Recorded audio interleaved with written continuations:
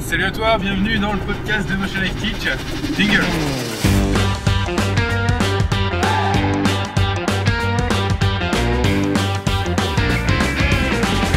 Bienvenue dans le podcast de Motion Life Teach. Le podcast où on parle de 3D, d'animation, d'effets spéciaux, de films, de mindset, de logiciels, bref, tout ce qui se rapporte à l'animation 3D, les effets spéciaux ou l'image de synthèse.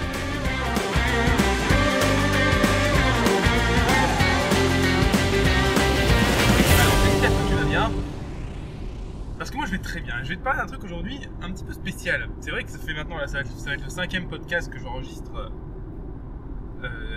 pour Motion Life Teach. Et c'est vrai que finalement on a parlé de pas mal de trucs, mais j'ai pas parlé d'un truc important. Je pense que j'aurais peut-être dû commencer par ça. Mais bon, finalement, tu vois, on est un petit peu comme ça à la cool dans ce podcast. C'est que je t'ai pas expliqué pourquoi finalement faire un podcast, parce que c'est vrai que pour d'autres contenus, faire un podcast ça pourrait paraître cohérent, mais pour mon contenu qui est finalement basé à 80%, même 90% sur l'image, faire un podcast, est-ce que ça a vraiment du sens? Je vais t'expliquer pourquoi oui, je pense que ça a du sens, et pourquoi pour toi c'est intéressant d'avoir un podcast. En gros, il faut comprendre que oui, c'est vrai, ce que je fais, je bosse sur l'image, je crée de l'image et je t'apprends à créer de l'image de synthèse notamment. C'est vrai que la plupart de mon travail et de la connaissance que tu vas avoir, ça va être en regardant mes vidéos où je t'explique comment à l'image tu peux créer une image, ce qui est logique. Mais comment il faut savoir qu'il n'y a pas que ça en fait. Il n'y a pas que le fait de savoir créer sur l'outil informatique. Il y a aussi tout un concept de comment créer. Et non pas comment créer avec quel logiciel ou avec quel outil, mais plutôt dans quel mindset, avec quelle mentalité, encore plutôt avec quel outil de travail, mais plutôt personnel, tu vois, pas des outils informatiques, genre qu'est-ce qui fait que tu vas rester motivé, qu'est-ce qui fait que tu vas créer le truc qui te plaît, qu'est-ce qui fait que tu vas être épanoui dans ton métier. Tout ça, c'est des choses qui sont ultra importantes et qui finalement ne sont pas elles ne sont pas indépendantes, enfin elles ne sont pas dépendantes justement de l'outil informatique de l'image. En fait, tu peux très bien parler de ça justement en audio comme on fait là, tu vois. Donc c'est ça l'idée, c'est de te transmettre des idées un petit peu à côté de la création 3D, tout ce qui va avec. Donc le métier, l'argent, comment ça fonctionne, combien on est payé, à combien tu peux prétendre, comment rester motivé sur tes projets, quelles sont les possibilités qui existent aujourd'hui dans notre milieu, qu'est-ce qui va évoluer.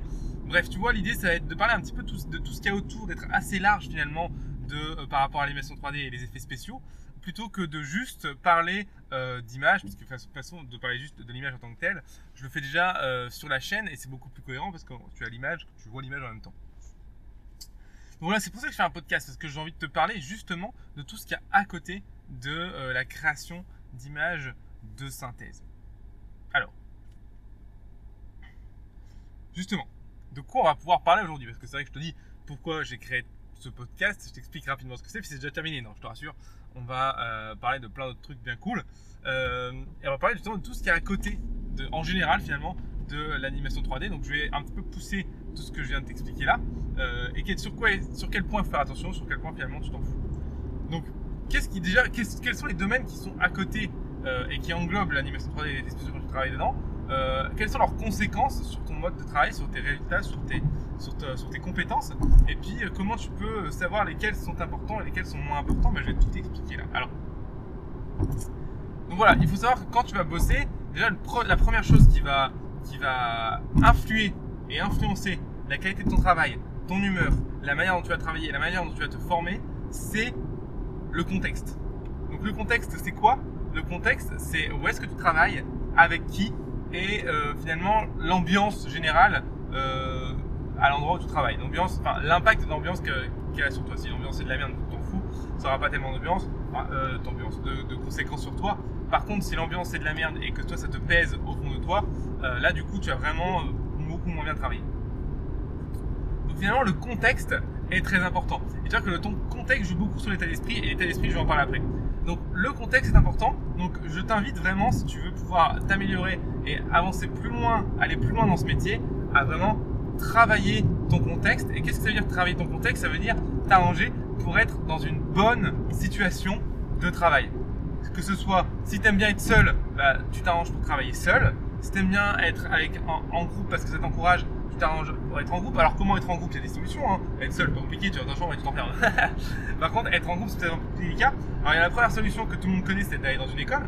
Alors la grosse contrainte il y a deux gros problèmes avec cette possibilité-là, même si ça peut être une solution. La première, c'est que les gens à l'école, ils ont tous le même objectif que toi, et donc ils sont tous. Il peut y avoir une potentielle compétition. C'est pas forcément vrai, ça dépend des écoles, ça dépend des gens, ça dépend du niveau dans lequel tu es, ça dépend de l'ambiance générale de ta classe, mais il peut y avoir ce souci-là. Il peut, c'est pas obligatoire. Tu peux se faire de très très bons amis, c'est pas ce que je dis. Donc ça peut être un premier souci. Mais le deuxième souci, surtout, pour moi c'est le plus important, c'est que ça coûte une fortune. D'accord, en moyenne, en France, on est entre 35 pour les moins chers et jusqu'à 50 000 € les 5 ans. Donc ça coûte très très très cher. Donc tu connais un petit peu mon avis sur les connaissances qu'apportent ces structures. Donc c'est à toi. Donc ça peut être une solution pour ne pas rester tout seul, d'aller dans une école. La deuxième solution pour ne pas rester seul que je connais, c'est le coworking. Donc là c'est quoi? C'est tu loues un espace de coworking dans ta ville, il y en a partout, et tu vas travailler avec d'autres gens. Alors ça va pas être des gens qui vont être dans le milieu de l'animation 3D forcément, tu vois. Ça va être des entrepreneurs, ça va être des gens qui travaillent à leur compte, ça va être des comptables, ça va être plein de choses en fait. L'avantage d'avoir ça, de pouvoir justement aller dans un coworking, c'est que tu vas te retrouver avec des gens, donc, et les gens vont tout le temps revenir aussi, donc tu vas commencer par te faire des amis, des gens qui n'ont rien à voir avec ton métier, donc potentiellement tu vas peut-être même pouvoir travailler pour eux, pourquoi pas. En tout cas, il va y avoir des conversations qui vont être intéressantes qui vont se créer parce que justement vous n'êtes pas dans le même secteur. Et en plus de ça, tu vois des gens à longueur de journée, ça peut te permettre de gagner en convivialité si tu as besoin de personnes pour travailler, ou alors en tout cas faire des pauses et parler avec des gens parce que être seul ça te saoule. La troisième solution, c'est de te faire embaucher dans une boîte évidemment. Le problème c'est que pour se faire embaucher dans une boîte, il faut déjà avoir un minimum de niveau, donc ça passe par les deux options d'avant. Donc tu vois, travailler ton contexte c'est important. Donc je parlais du contexte déjà des gens, il y a aussi ton contexte de travail en termes d'organisation. Donc là, un petit peu plus de manière cohérente, on va parler de l'organisation dans le temps après, mais déjà dans l'organisation dans l'espace. Il est important que tu aies vraiment un espace pour travailler. Alors je sais que tout le monde ne marche pas comme ça, mais en tout cas pour moi, ça me paraît aberrant de faire comme ça, mais je connais des gens qui le font. Et ça fonctionne assez bien pour eux, mais clairement, moi je pense, là c'est très subjectif ce que je te dis, mais en tout cas je l'observe beaucoup pour moi et je l'observe aussi pour beaucoup de gens, mais tout le monde c'est pas comme ça. Donc toi c'est pas pareil, toi tu réagis peut-être pas de la même manière, donc reste ouvert sur ce que je vais te dire là, mais en tout cas pour moi il faut absolument que chez toi ou n'importe où tu aies un espace, d'accord, qui soit seulement réservé à ton travail. Donc vraiment ça peut être un bureau dans ta chambre, tu vois, le bureau dans ta chambre il est seulement là pour travailler, tu vois, il est pas là pour jouer non plus. Ou alors l'idée c'est pas non plus de tomber dans le truc où je travaille dans mon lit, tu vois, comme de toute façon j'ai pas de contraintes. Ça pour moi c'est catastrophique parce que travailler dans son lit c'est tu dois dormir une fois sur deux, t'as une très mauvaise estime de toi, tu te sens comme une merde dans ton lit, c'est vraiment pas très palpitant, tu vois. Encore une fois c'est vraiment très subjectif ce que je dis. Tu peux très bien te sentir très bien dans ton lit et travailler très efficacement, c'est pas ce que je dis. Mais je dis par contre que si tu as du mal à t'y mettre et tu sens que tu as des problèmes d'efficacité de travail, peut-être que ça peut venir de là. Et essaie de te faire un coin travail, tu vois, un espace travail. Peut-être pas la possibilité de faire une pièce entière, mais au moins juste à un coin dans ta chambre ou dans une pièce de ton appartement ou de ta maison. Ton coin, c'est voilà, tu as ton bureau, ton ordinateur, tes références, et c'est tout. Et là, c'est que où tu travailles, tu vois. Et le fait d'aller là, ça va te dire que ça va un petit peu hacker ton cerveau dans le sens où, à partir du moment où tu vas t'asseoir dans ce coin de travail, ton cerveau il sait que c'est pour travailler, tu vois, c'est pas pour faire autre chose. Donc, il n'y a pas de Facebook, il n'y a pas de machin, il n'y a pas de Twitter, il n'y a pas de truc, non. Là, pendant 4 heures, par exemple, je fais que bosser. C'est mon coin de travail, je suis si tu préfères, en fait, c'est un peu la métaphore, je suis dans mon studio.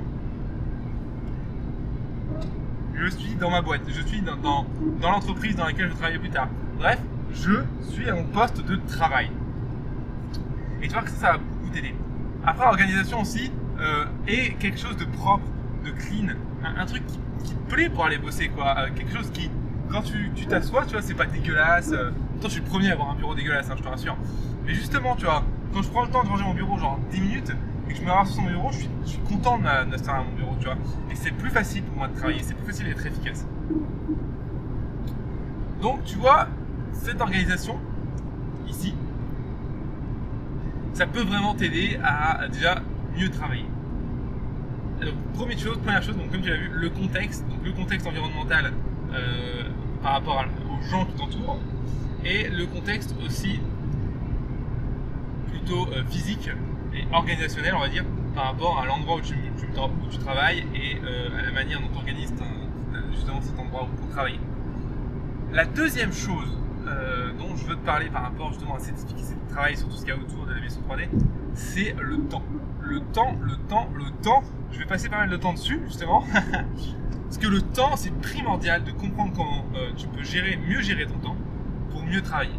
Tu vas te rendre compte qu'à un bout d'un moment, tu vas te retrouver avec cette phrase dans la bouche. Excuse-moi le bail, pardon. Tu vas te retrouver avec cette phrase dans la bouche que tu vas sortir à toutes les sauces, c'est « j'ai pas le temps ». On va te dire un truc, j'ai pas le temps, t'as jamais le temps, tu ne trouves pas le temps.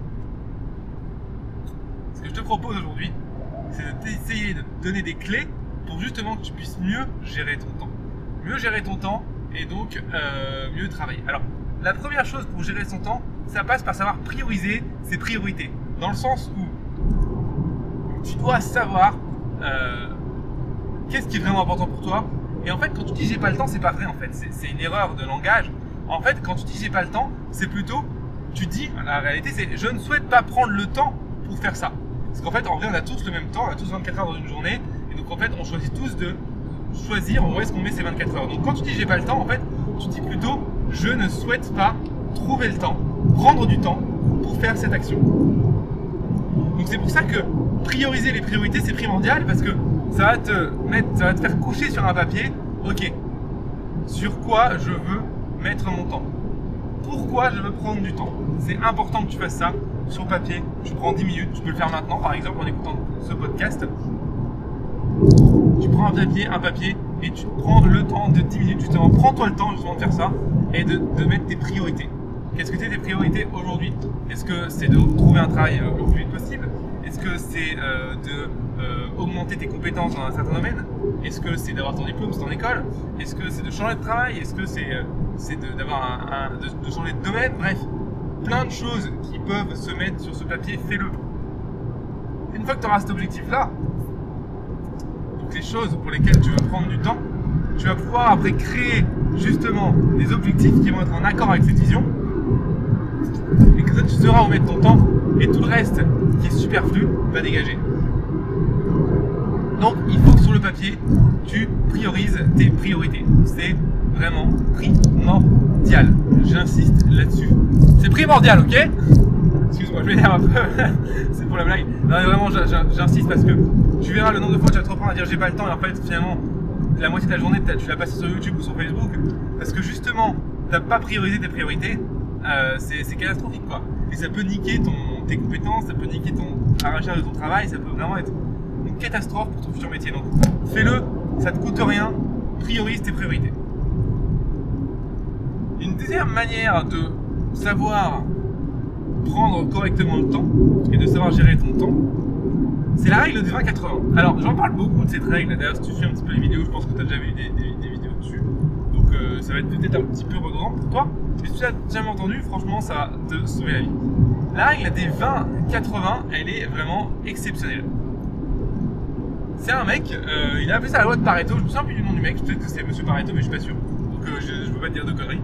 Mais ce mec-là, il a dit, c'est marrant, on a l'impression que peu importe ce qui se passe, 20% de l'action provoque 80% des causes.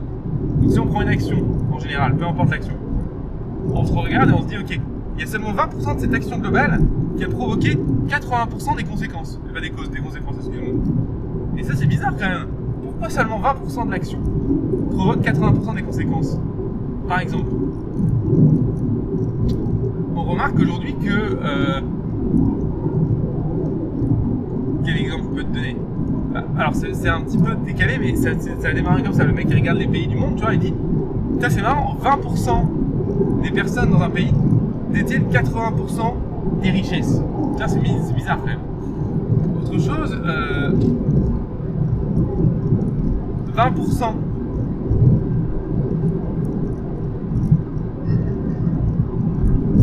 Quand tu as apprends à conduire par exemple, 20% de tes heures de conduite finalement, c'est seulement 20% de ces heures de conduite qui vont t'apprendre 80% des choses les plus importantes pour conduire.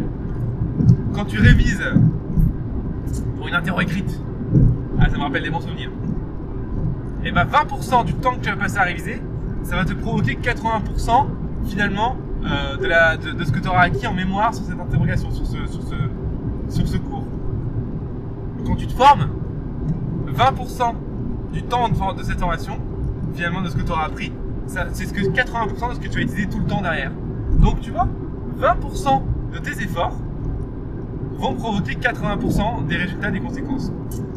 Et par exemple, pour transposer ça à l'animation 3D, et crois-moi, ça marche comme ça, 20% de ton travail sur un projet provoque 80% de l'image finale. C'est dingue quand même, non? Et ça, c'est très très important à comprendre. Et la problématique qui va se poser maintenant, c'est ok, très bien, 20% de mon travail propose 80% de mon résultat final, génial. Mais comment je fais pour identifier ces 20% qui vont provoquer ces 80% de résultats? Comment je fais pour identifier les 20% d'actions que je crée qui vont envoyer le plus de résultats? Et ben c'est pas compliqué, il y a une expérience toute simple pour pouvoir être plus efficace. Tu vas te poser des deadlines. Et oui, ça n'a rien de sorcier, des deadlines, on le fait tous. Hein. Parce qu'en fait, ton cerveau il a horreur du vide. Donc quand ton cerveau il a horreur du vide, quand tu mets pas de deadline, et ben ton projet que tu es en train de faire, il va s'étendre à l'infini parce que ton cerveau il sait jamais quand s'arrêter. Quand tu mets une deadline, et le mieux c'est une deadline infiniment trop optimiste, donc genre une deadline, genre tu n'y arriveras jamais, tu vois. Le fait de faire ça, ton cerveau il va trouver des solutions pour aller à l'essentiel. Et en faisant ça, quand tu auras fini ta deadline, que tu aies fini ton projet ou pas, en tout cas tu auras avancé beaucoup plus vite que si tu n'avais pas une deadline. Et là tu auras juste à regarder derrière toi et à dire ok, sur quoi je me suis concentré pour que ce soit fini le plus vite possible. Et là tu vois en fait les actions que tu as faites pendant ce court laps de temps pour finir ton projet le plus rapidement possible, c'est ces 20% qui provoquent 80% du résultat. Donc voilà, c'est mon ta réponse. Comment trouver ces 20%? Et ben tu te mets des deadlines un peu trop optimistes, alors pas non plus genre 2 jours, c'est pas possible, mais pour justement forcer ton cerveau à te caler sur un temps. Regarde, quand t'étais au lycée, t'avais un DNS de mathématiques à rendre. Qu'est-ce qui se passait? Un jour t'étais super content, tu l'as fait 2 semaines avant, t'étais tranquille, t'as pris le temps de le faire, t'as mis 6 heures à le faire, et tu tapais un 10. Sympa, cool, bref, moyen. Et un autre jour, je savais pas que t'en avais un. Et t'en rends compte la veille que t'as un DNS sur ce problème-là. Donc la panique totale, tu t'as tapé ce soir, cette nuit un DNS, et là tu te le fais en 2 heures, à l'arrache. Tu vas ultra vite, tu te concentres sur l'essentiel, et là tu te rentres à 18. Alors ça marche pas toujours tout comme ça. Mais ce qui est sûr par contre, c'est que t'as fait la même quantité de travail, si ce n'est mieux, qu'en moins de temps, simplement parce que tu as dit à ton cerveau j'ai moins de temps pour faire ce DNS.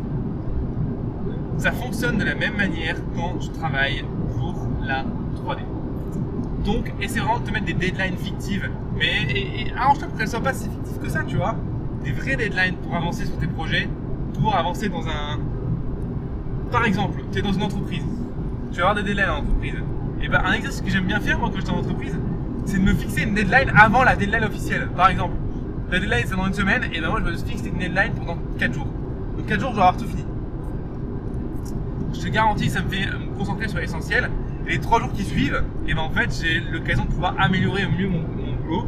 Et donc je me forme et le boulot est de meilleure qualité et moi j'ai plus appris.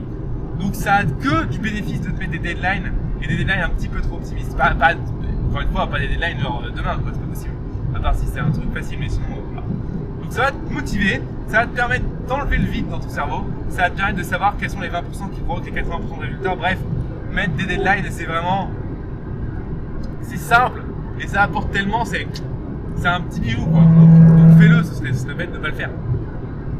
Voilà un petit peu pour la gestion du temps. Donc mets des deadlines et essaie de pratiquer cette règle du 20-80. Et aussi, surtout, fais des objectifs.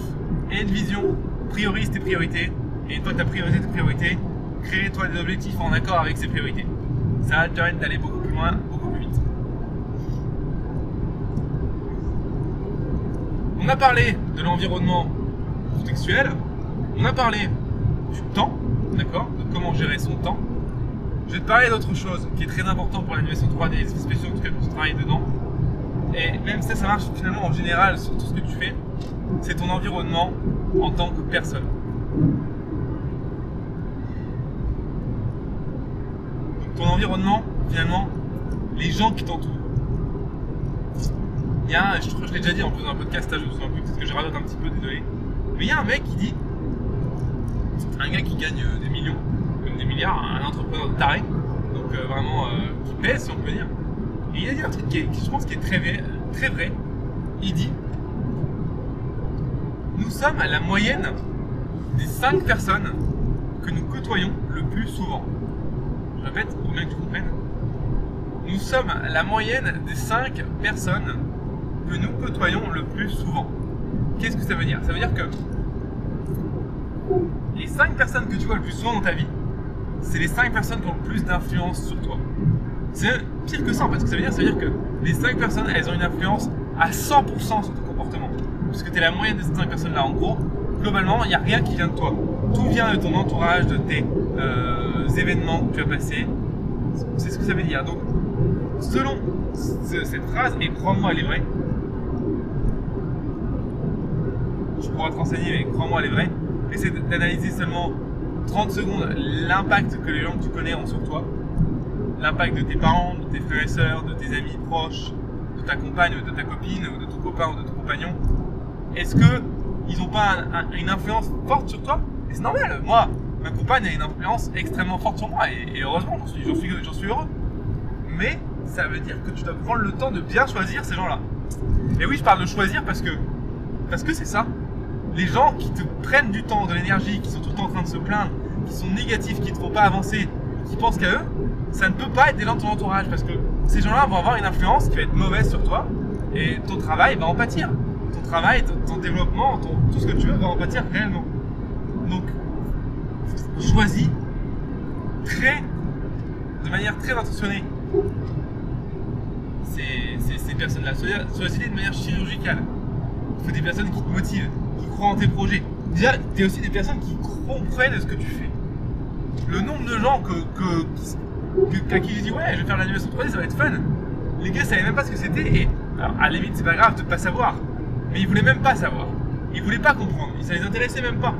Ils disaient ouais c'est quoi ce truc de geek là, moi ça m'intéresse pas, moi je vais faire médecine. J'ai rien contre les gens qui font médecine, hein. Mais par contre j'ai quelque chose contre les gens qui veulent pas s'intéresser et qui s'intéressent pas à tes projets. La vie c'est ça, avoir des relations, c'est t'intéresser aux projets des autres, tu vois. C'est regarde, tu vas grandir, comprendre des choses que tu n'avais pas compris, et même pourquoi pas des fois, et ça arrive souvent finalement, plus souvent que tu le penses, c'est que dans les projets des autres qui ont pourtant rien à voir avec ce que tu fais en 3D, quand tu prends le temps d'écouter ce que la personne fait, tu vas avoir des petites pépites que tu vas pouvoir prendre et mettre adapter à ta 3D. Par exemple, j'ai rencontré quelqu'un il y a de ça quelques années, quelques mois plutôt, pas quelques années, excuse-moi, et on a beaucoup parlé de médical, de milieu médical, de documentaires sur la médecine, etc. Et ben juste après ça, j'ai fait un film sur le médical, tu vois.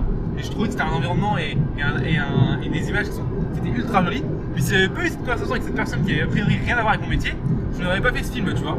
Donc du coup, ça peut avoir un impact majeur. Donc prends le temps de t'intéresser aux gens, et les gens qui prennent pas le temps de s'intéresser à ce que tu fais et qui n'ont pas envie d'aller plus loin, et ne serait-ce de comprendre ton projet, et qui ne font que te critiquer. Donc, je me souviens, il y avait des gens qui me disaient mais sérieux, trouve-toi un vrai métier. J'adore cette phrase. Trouve-toi un vrai métier. Mais pas te faire foutre. Je veux dire, je produis de la valeur, je gagne de l'argent, j'ai un vrai métier. Qu'est-ce que tu me dis? Trouve-toi un vrai métier. Pourtant, il y en a qui vont te le dire ça. Ces gens-là, tu les rayes de ta vie. C'est des poisons sans. Ça va te tirer vers le bas. C'est une catastrophe. N'aie pas peur de dire à ces gens d'aller bien se faire foutre. Excuse-moi de ma vulgarité. Mais c'est ça, hein, vraiment. C'est des gens qui vont te tirer vers le bas et qui peuvent vraiment être un poison infectieux dans ta vie. Donc repousse ces gens de ta vie. Progressivement, tu les vois de moins en moins. Tu fais ce que tu veux, tu trouves des excuses, tu leur dis clairement écoute, je trouve que qu'on ne s'apporte pas ce qu'on mutuellement dans la vie, ce qui est important pour nous deux. Pour moi, on n'a pas une relation qui est saine et stable. Voilà, je préfère qu'on s'arrête là et puis c'est tout. et la personne va mal le prendre, va bien le prendre, on s'en fout, parce que si c'est une personne qui était un poison pour toi, qu'elle le prenne mal ou prenne bien, ça c'est même plus ton problème. C'est un petit peu égoïste de faire ça, mais en fait, il y a une phrase que j'aime beaucoup qui dit, pour pouvoir être altruiste, il faut d'abord être égoïste. Et je suis totalement d'accord avec ça. Ça veut dire que, encore une fois, c'est un gars connu qui dit ça, excuse-moi, mais j'ai plus son prénom, mais ça veut dire qu'avant d'être altruiste, il faut que tu te comprennes toi-même et il faut que tu te sois développé toi-même. Parce que si les gens, en fait, finalement, les gens qui sont altruistes, parce que ils ne sont pas compris eux-mêmes et ils se respectent pas en fait finalement. Ben, ces gens-là, et j'en connais beaucoup, en fait, ils font seulement les choses pour se faire aimer. Par exemple, je vais rendre service à quelqu'un, mais pour attendre un retour. Je vais dire, ouais, comme ça, la prochaine fois, cette personne-là, elle va me rendre service. La prochaine fois, cette personne-là, elle va, quand je vais rendre service à elle demander, elle va me le faire. Ou même juste pour se faire aimer. Au moins, cette personne-là, elle m'aime. C'est très très malsain de rendre service comme ça, d'être altruiste en pensant ce genre de choses. C'est vraiment une catastrophe pour ton ego, parce que dès que la personne ne va pas te rendre l'appareil, tu vas te sentir blessé, tu vas te sentir mauvais, tu vas te sentir comme une merde, tu vas te sentir mal aimé. Donc, avant de faire ça, prends du temps pour voir ce qu'il te faut pour toi, les gens qui t'entourent, à te comprendre, pourquoi tu travailles sur tel ou tel projet. Et une fois que tu te seras respecté, une fois que tu auras compris ce que tu veux, tu vas pouvoir commencer à aider les autres. Tu verras que là, ce sera plus du tout la même chose, parce que quand tu vas aider les autres, tu vas pas attendre un retour, tu vas juste le faire par plaisir, et c'est pas du tout la même sensation. Encore une fois, ce que je te dis là, c'est pas noir ou blanc, c'est plutôt une nuance de gris. D'ailleurs, tu verras dans la vie, il y a souvent beaucoup de nuances de gris et peu que du noir ou que du blanc. Donc, tu n'arrives pas du jour au lendemain altruiste, mais tu te sens comme une merde, à altruiste et tu te sens hyper bien et tu fais tout pour la communauté. Non, ça marche pas comme ça évidemment. C'est pas un switch on-off comme une lumière, tu vois. C'est une progression lente et importante en fonction des gens que tu vas trier sur le volet, en fonction des gens que tu vas rencontrer, des opportunités que tu vas avoir, du travail que tu vas faire sur ton comportement et sur toi-même, et de la manière dont tu vas travailler, de qui tu vas rencontrer. Bref, c'est très long et ça ne s'arrête jamais d'ailleurs. Il n'y a pas de finale, il n'y a pas de finish, tu vois, c'est un marathon et le finish est la mort. Donc tu dois faire l'effort de t'améliorer et d'essayer d'améliorer les gens qui sont autour de toi et d'essayer d'avoir des gens qui t'améliorent aussi, hein, très important, toute ta vie. C'est pas, encore une fois, c'est pas une course, tu vois. Il n'y a pas un moment je me dis, ah c'est bon, je suis arrivé, tu vois. Ça ne marche pas comme ça, ça ne s'arrête jamais. Voilà un petit peu la digression que je voulais faire sur les gens qui t'entourent. Trie-les sur le volet et rappelle-toi cette phrase qui est primordiale. Tu es la moyenne des 5 personnes que tu côtoies le plus souvent.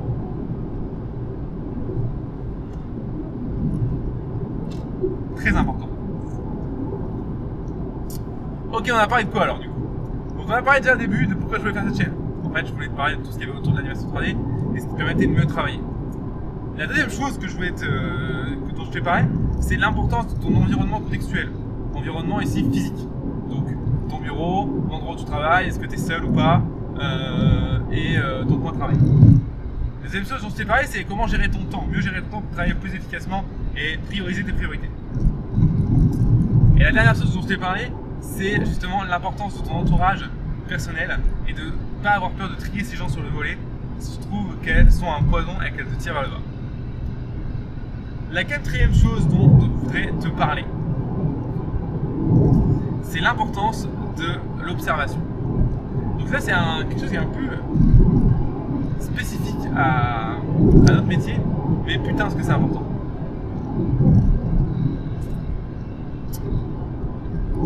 Je connais beaucoup de gens, c'est des bêtes de guerre en travail, et c'est super hein, parce que plus tu travailles, plus tu t'améliores. Ça, il n'y a pas de secret, plus tu te formes, plus tu pratiques, plus tu t'améliores dans ton domaine. Ça, il n'y a pas à dire, c'est génial. Donc ça, n'hésite pas à continuer. Mais ces gens-là, des fois, ils perdent un peu de temps, ils perdent même pas mal de temps, alors qu'ils auraient pu en gagner, parce qu'ils prennent pas le temps d'observer. Alors, c'est pas une catastrophe en soi, parce qu'à force de travail, ils vont quand même avoir les mêmes déclics que s'ils avaient observé. Donc observer ce qu'il y avait autour d'eux, observer ce qu'ils voulaient faire. Mais si tu prends le temps d'observer, de prendre ce temps d'observer, ça veut dire quoi observer? Ça veut dire sortir dehors et observer comment la nature se comporte avec la lumière, observer comment fonctionne une image, observer le cadrage dans un film, observer tout et n'importe quoi, observer ce que tu as envie de reproduire en fait. Si tu prends le temps de faire ça, tu vas gagner un temps de malade dans ton travail. Parce que tu vas avoir des déclics beaucoup plus rapidement que quelqu'un qui ne va pas observer.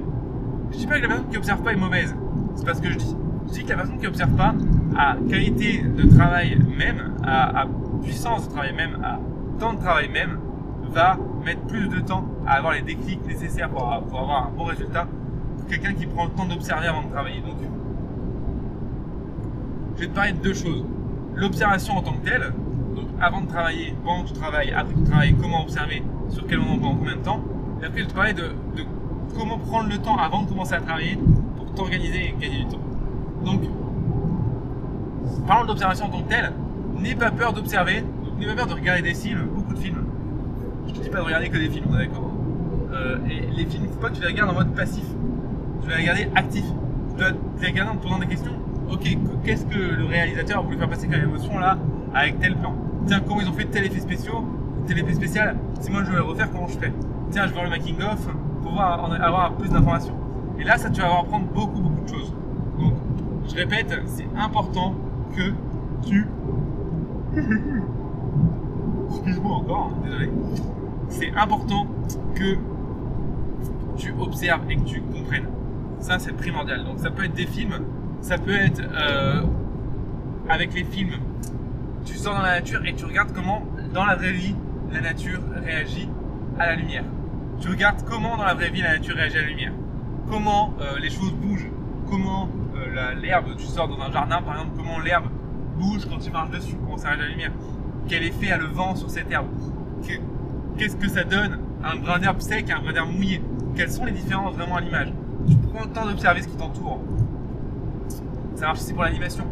Comment les gens bougent? Qu'est-ce qui fait que la personne bouge comme ça? Quelles sont les forces qui entrent en jeu qui fait que cette personne tombe, bouge, rigole, court, se prend un mur, bref. C'est très important d'observer primordialement. Je dois passer des journées à... Moi, je passe, je pense, 1 à 2 heures par jour. Plutôt 1 heure, mais j'aimerais bien passer à 2 heures, hein, c'était cool. Juste à me poser et à observer ce qui se passe, tu vois, à comprendre comment ça fonctionne. Ça peut être en regardant des vidéos et en regardant comment ça s'anime, comment ça bouge, tu vois. Ça peut être en sortant dehors, en allant courir et regarder l'environnement entre moi, voir comment il réagit à la lumière, tu vois. Et voir et me dire, ok, si je devais reproduire ça en 3D, comment je ferais, comment je m'y prendrais. Et voilà. Et en faisant ça, c'est vraiment, ça va te faire avoir des déclics beaucoup plus rapidement que si t'es tout le temps la tête dans le guidon et tu fais que travailler. Encore une fois, je dis que c'est pas mal de travailler, hein, c'est très bien de travailler. Et si tu travailles beaucoup, c'est bien, c'est même très bien. Parce que la plupart des choses que je vois, la plupart du temps que je vois, les gens qui sont mauvais en 3D, c'est pas parce qu'ils observent pas assez ou qui sont mauvais en tant que tels. Mais c'est juste parce que c'est des gros fainéants, bordel. La plupart du temps, c'est des gros fainéants, des gros flemmards, quoi. Alors, il y a une maladie très dangereuse pour notre métier d'infographiste 3D. Une maladie qu'il faut que tu combattes de toutes tes forces. C'est ce qu'on appelle dans le milieu scientifique la flémingite aiguë. La flémingite aiguë, c'est quoi? Bah, c'est simple, c'est quand t'as la flemme, quand t'es j'ai pas envie de me bouger le cul aujourd'hui, je ferai ça demain. Hein, je procrastine. Arrête de te trouver des excuses parce que c'est à long terme, vraiment, pense à ce qui va se passer à long terme.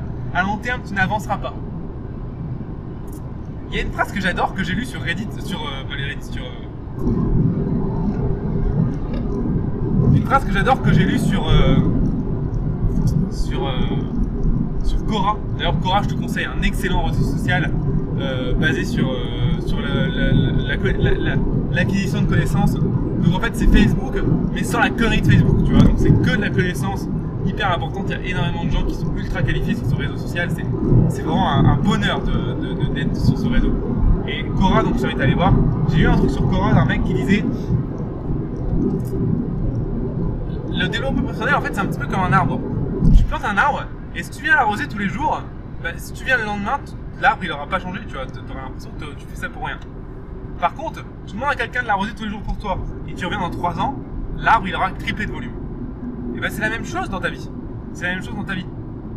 La flémingite aiguë, elle vient de là en fait. Elle vient du fait que tu as l'impression de faire tout ça pour rien, parce que justement ton arbre il avance pas, il bouge pas. Ton projet il avance pas ou il avance peu. Mais crois-moi, ces petites actions que tu fais au fur et à mesure, tous les jours, qui te permettent d'avancer petit à petit sur ton projet, c'est comme cet arbre. Dans 2 ans, dans 1 an, dans 6 mois, ton projet va exploser et ça va t'ouvrir des portes que tu n'aurais même pas imaginées. Mais pour ça, il faut que tu te forces tous les jours à faire cette petite action. Ces petits 5 minutes sur ton ordinateur, ces petites heures de cours sur YouTube, ce petit tutoriel de plus qui te manque, cette modélisation que tu n'as pas faite, ce rig que tu dois terminer, ce rendu que tu dois optimiser, ce compositing que tu dois finir, bref, tout ça, ça va te permettre d'aller beaucoup plus loin et de tout exploser, vraiment. Donc, c'est primordial. Je sais plus pourquoi je parlais de ça, je sais plus pourquoi je parlais de la chirurgie aiguë. Oui, si, donc voilà, je disais, je critique pas les gens qui travaillent, bien au contraire, tu vois, il faut travailler, il faut bouger le cul pour y arriver dans ce métier, ça, il n'y a pas de secret. Je vais te parler maintenant d'une dernière chose, et ce sera, je pense, la fin de ce podcast parce que ça commence déjà à faire pas mal de temps qu'on parle ensemble. Un domaine qui est primordial, c'est le fait que avant de commencer à bosser tête baissée, prends 10 minutes, un quart d'heure, une demi-heure à te poser, à écrire, pourquoi pas. Comment tu vas faire ton travail, ton organisation. C'est indispensable que tu fasses ça, que tu prennes le temps de te poser la question comment je vais m'organiser pour faire telle ou telle tâche, telle ou telle action, pour avoir tel ou tel résultat. Si tu fais pas ça, tu vas perdre un temps monstrueux à te poser cette question à la moitié de la prod en te disant putain comment je fais ça.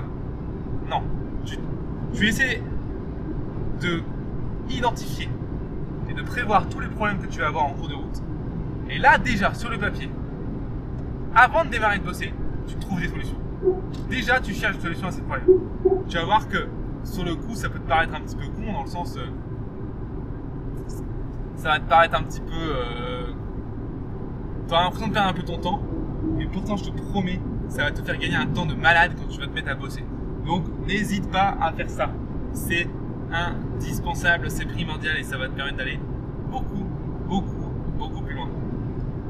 Voilà, je t'ai dit tout ce que j'avais à te dire. Allez, non, j'ai encore deux petites choses à te dire avant qu'on se quitte. La première chose, c'est je t'invite à t'abonner à ce podcast sur la plateforme de ton choix, peu importe sur laquelle plateforme tu écoutes, que ce soit Podcast Addict, Podcast Addict, Google Podcast, Apple Podcast, iTunes ou que sais-je, Castbox par exemple aussi, il y a Teacher. Mets-moi un petit commentaire, abonne-toi et mets-moi 5 étoiles si t'aimes bien ce podcast, parce que ça permet à ce podcast, putain j'arrive pas à parler, c'est dingue, à ce podcast d'être référencé, d'être mieux référencé, d'avoir plus de gens qui le découvrent, et en ayant plus de gens qui le découvrent, ça permet d'avoir une meilleure communauté, d'avoir un meilleur retour et de faire justement moi vous faire des meilleurs podcasts. Donc tu vois, abonne-toi, mets-moi 5 étoiles, ça va être excellent, et restons ensemble, ça va vraiment être trop cool. Si tu veux en voir plus, c'est vraiment génial. Deuxième chose dans ce podcast que je t'invite à faire, c'est de te rendre sur le site de teach.motion-live.com. Ce site, si tu ne le connais pas encore, en fait, c'est notre site officiel et c'est le site où il y a tous nos tutoriels. Aujourd'hui, à l'heure où je te parle, il y a plus de 160 cours gratuits, hein. Plus de 160 tutoriels gratuits sur des logiciels Blender, Maya, After Effects, Substance Painter, ZBrush et j'en passe, qui vont vraiment te permettre d'aller super loin dans le métier, et ça c'est gratos, ok, gratuitement. Donc ce serait bête de ne pas y aller et de ne pas profiter de ça. Et en plus de ça, il y a encore un autre avantage sur ce site, et oui, ça ne s'arrête jamais, tu l'as vu, c'est le fait que tu puisses t'abonner. Tu peux rentrer ton email en fait, et en t'abonnant, tu vas recevoir 2 fois par semaine un nouveau cours gratuit par email qui va te permettre de tenir au jour de ce qui sort et qui va te permettre de te former en continu. Et crois-moi, la formation en continu, c'est la meilleure manière de se former. Toutes les semaines, d'avoir ces 1 à 2 heures de cours qui vont te permettre de te mettre à niveau tout le temps et de te former. Et ça, c'est vraiment trop cool. Et c'est gratuit, ça aussi. Deuxième chose, en t'abonnant, tu te donnes le droit de pouvoir accéder, télécharger les fichiers des cours gratuits. Donc tous les fichiers des cours gratuits, que ce soit les fichiers 3D, les images, les textures, qu'est-ce que tu veux, tu vas pouvoir les télécharger sur ton ordinateur, les avoir gratuitement et pouvoir, t'en fais ce que tu veux, tu peux les utiliser pour ce que tu veux, tu peux les comparer avec tes scènes, tu peux les utiliser dans des projets perso, bref, tu fais ce que tu veux, c'est gratuit, mais pour ça il faut juste que tu t'abonnes, que tu mettes ton email. Et la troisième chose, et oui, ça s'arrête jamais, tu l'as vu, troisième chose qu'il y a quand tu t'abonnes, c'est que je donne en fait du contenu qui est inédit seulement aux abonnés. Il y a pas longtemps, par exemple, j'ai fait une formation gratuite d'1 semaine, 7 heures de cours, entièrement gratuit aux abonnés. Donc tu vois, ça vaut le coup, hein. Et c'est seulement aux abonnés, les autres n'y ont pas accès, tu vois. Donc franchement, va tout de suite sur teach.motion-live.com, abonne-toi, ça vaut le coup, c'est gratuit et ça peut vraiment te permettre de décoller. Sur ce, moi je te dis merci d'avoir écouté ce podcast jusqu'au bout. Tu l'as vu, dans ce podcast, la différence qu'on a par rapport aux vidéos, c'est qu'on va vraiment plus en profondeur sur un projet et qu'on attaque à fond, tu vois, on y va à fond. Et ça, c'est vraiment particulier. J'aime beaucoup ce format, donc je pense que je vais continuer à les faire. Je vais continuer à t'apporter beaucoup de valeur grâce à ce format. Dis-moi si ça te plaît dans les commentaires, abonne-toi, mets-toi 5 étoiles. Je te retrouve sur teachmotion-live.com. Merci beaucoup, ciao!